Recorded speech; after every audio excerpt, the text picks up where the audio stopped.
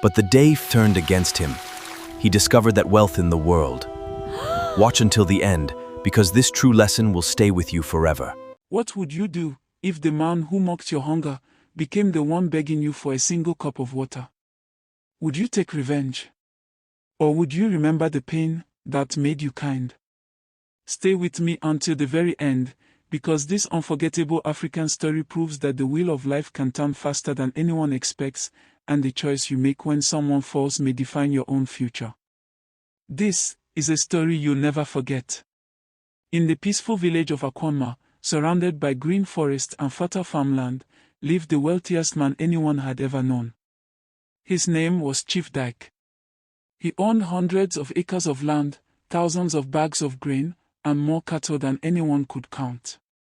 People respected him, not because he was kind, but because they feared his power.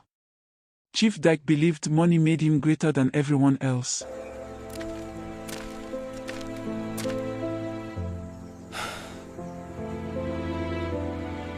Every morning, poor villagers lined up outside his mansion hoping for work. Among them was a young man named Chima. Chima had lost both parents during a terrible sickness years earlier. All he had left was his younger sister, Ada, who depended on him for survival. Despite working harder than everyone else, Chima received the smallest wages. Still, he never complained. He believed honesty would one day be rewarded. But Chief Dike saw kindness as weakness. Whenever Chima asked for fair payment, the chief laughed loudly before everyone. "You should be grateful I let you breathe the air around my farm," he would say. The villagers lowered their heads. No one dared defend Chima. One afternoon, under the scorching African sun, Chima collapsed from exhaustion. He had worked since sunrise without food. Weakly, he asked for a little water. Chief Dike looked at him with cold eyes. "If you're too weak to walk, you're too weak to drink." The workers watched silently as Chima struggled to his feet. That humiliation burned deeper than hunger. Yet Chima simply walked away. That evening, an elderly widow named Momongozi found him sitting beneath a mango tree. She offered him food from the little she had. "My son," she whispered, "never let another person's cruelty steal your kindness." Those words stayed with Chima forever. Months passed. One rainy season, dark clouds gathered over Akonma.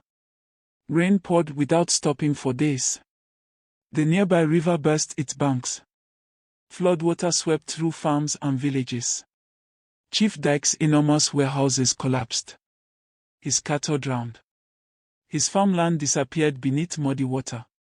Within weeks, the richest man in the village lost everything. People who once praised him disappeared overnight. His relatives abandoned him. His friends stopped answering his calls. Even his servants left. Soon, Chief Dike had nothing. No food. No shelter. No pride. Meanwhile, Chima had slowly built a small farming business using the little money he earned honestly. The villagers trusted him. They helped each other. His harvest grew every season. Years of patience had finally begun to bear fruit. One afternoon, an old, tired man knocked on Chima's wooden door. His clothes were torn. His feet were covered in dust. His lips were dry. Chima opened the door and froze. Standing before him was Chief Dike. The once proud millionaire could barely stand. With trembling hands he whispered, "Please, may I have some water?" For a long moment, silence filled the air. The memory of that terrible afternoon rushed back into Chima's mind. The insults, the hunger, the humiliation. This was the moment many people dream about. Revenge. Chief Dike lowered his head. "I deserve whatever you choose." Instead, Chima smiled gently. He brought cold water, fresh food, clean clothes, and invited the old man inside. Chief Dike couldn't stop crying. No one has ever shown me kindness after everything I did. Chima replied softly. My mother taught me that hate grows when we feed it. Today, I choose to end it.